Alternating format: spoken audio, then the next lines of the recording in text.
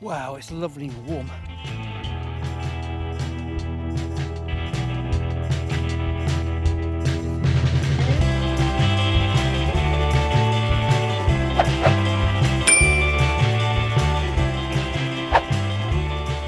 I mean, just look at the view here. It's absolutely magnificent. And so quiet, apart from a few sheep. Just surrounded by the Yorkshire Dales.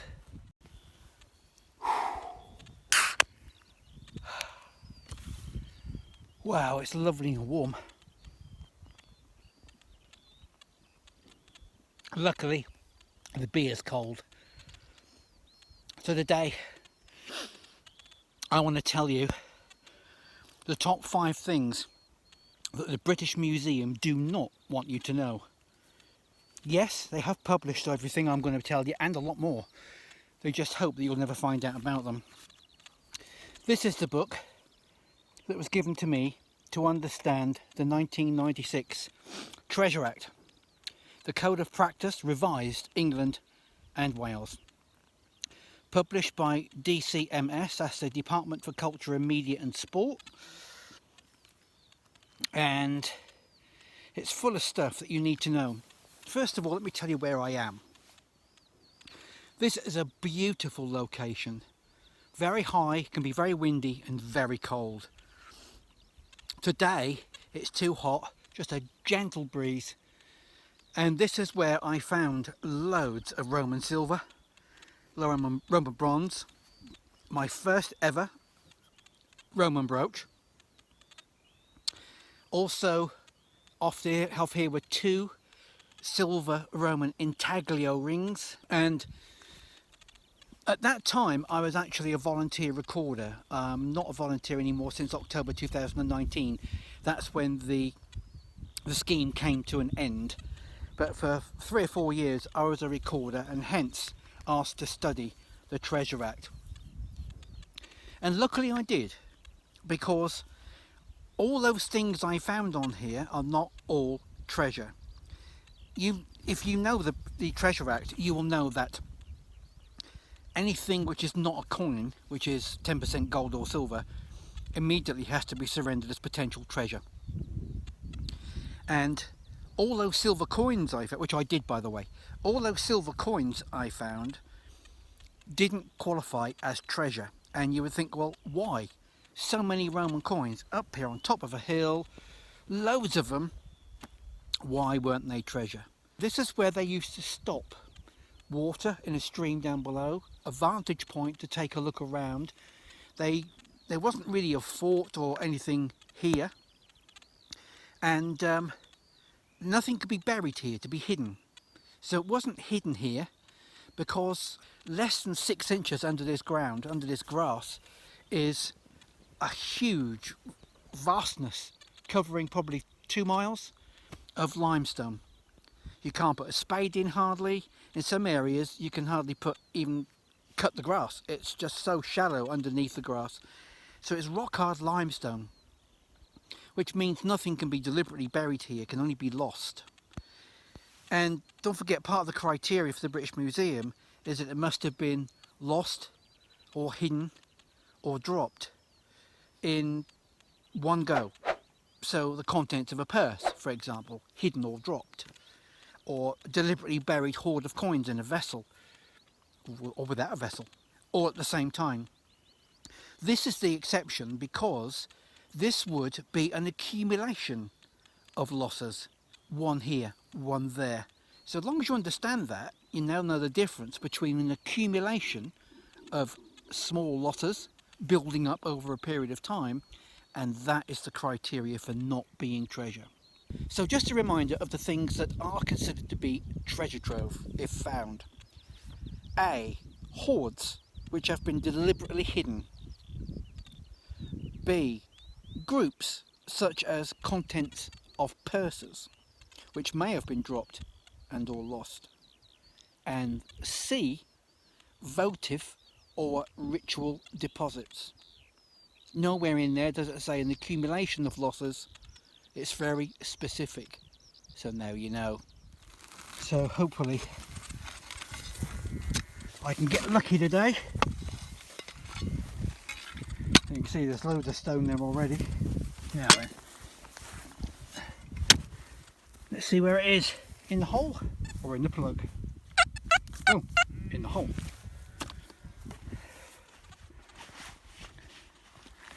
Let's have a look.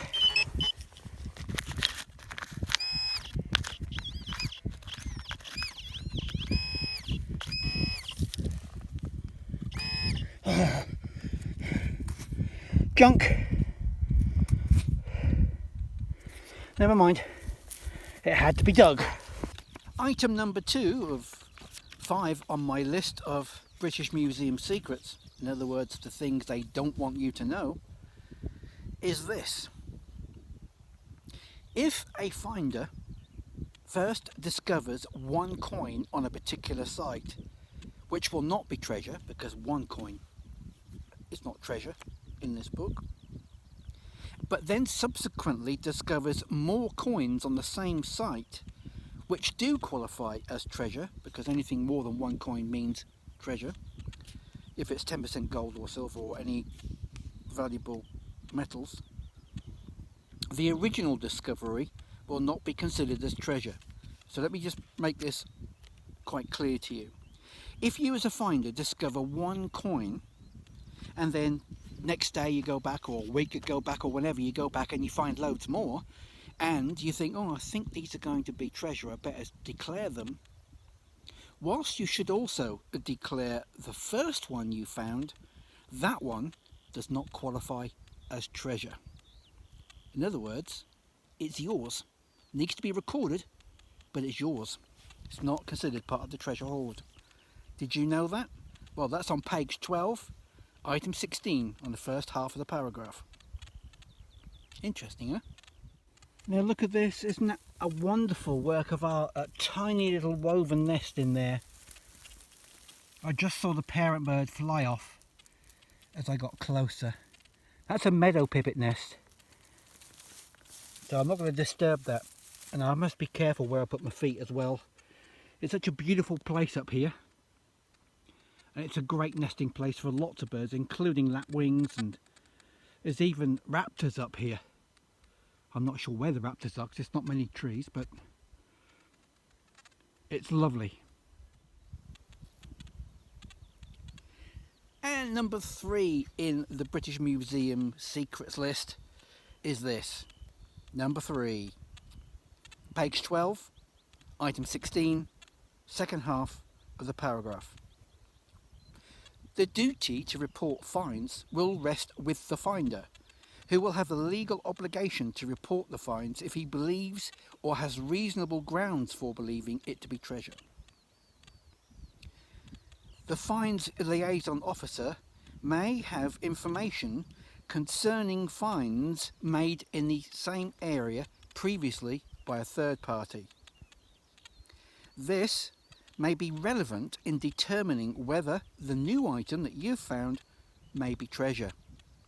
So you may innocently hand over a Roman coin or an Edwardian coin, medieval hammered coin, whatever, innocently to be recorded, and they keep it because they will see that in very close proximity was a similar number of items found, handed in and recorded as treasure, and yours belongs with that treasure, and you don't get it back, unless of course the first lot was disclaimed, then you may do. So there's a lot in here which you probably don't know, and you can't buy this book off the shelf. It's only available from the Department of Culture, Media and Sport by request. So unless you've got one of these and you've read it, there are so many things in here they will not tell you. This is the sort of landscape I have to deal with here. You can see all the limestone rock underneath the grass. But it's beautiful. As I keep saying, I mean, just look at it. Where do you get anything like this apart from in the Yorkshire Dales?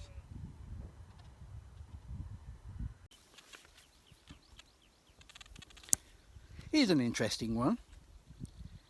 How can the British Museum do their very best, because they're well known for it, do their very best not to pay you a fair valuation on any of your finds? Well, first of all, you only get a reward value. You don't get a true valuation on the object. You get a reward value, something they consider to be fair. And a committee comes together of independent valuers, and they discuss what would be a fair valuation for a reward, which has to be split with the landowner. So you have to be careful that they're not using underhand techniques to bring down the valuation as cheap as they can. And the reason why they want to keep it low is because they want the museum to acquire it and display it and have it permanently looked after in a safe place rather than you have it, unless of course they've got lots of them and disclaim it. So here's this, page 29, item 47.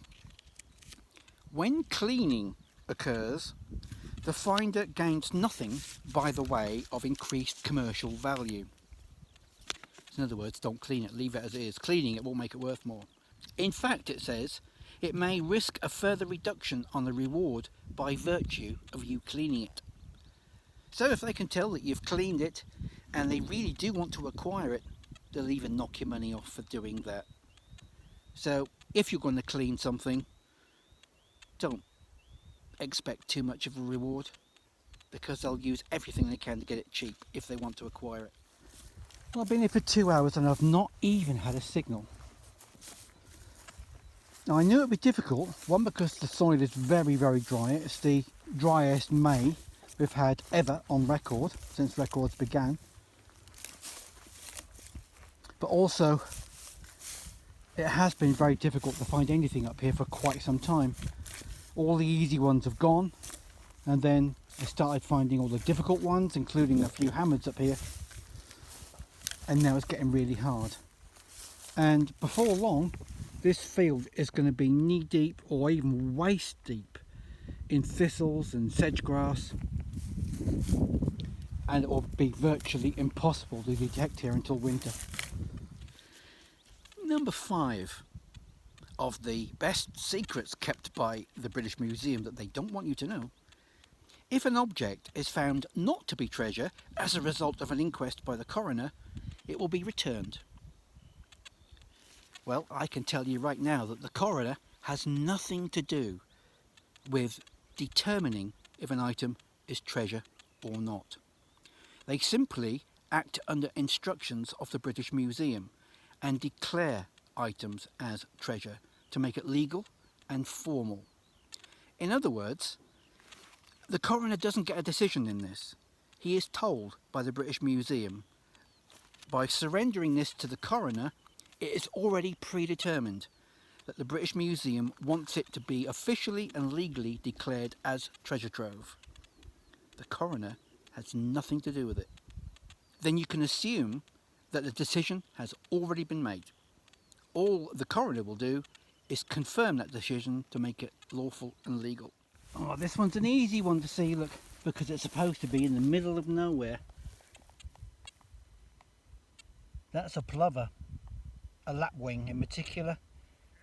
Aren't they just delightful? Such a pleasure being up here where you can see this sort of stuff. Now how about number 6, a bonus for you. And I've heard of so many people who have been affected by this one. It's in here, so it's gospel, it's printed by the Department for Culture, Media and Sport, the Treasure Act 1996, so it must be true. Page 36, item 62.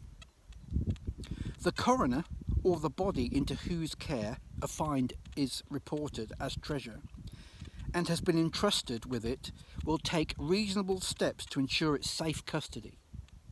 In the event of an object being lost or damaged, the Secretary of State may make an ex gratia payment to the person or persons whom a reward would have been paid, subject to a lower limit of £100.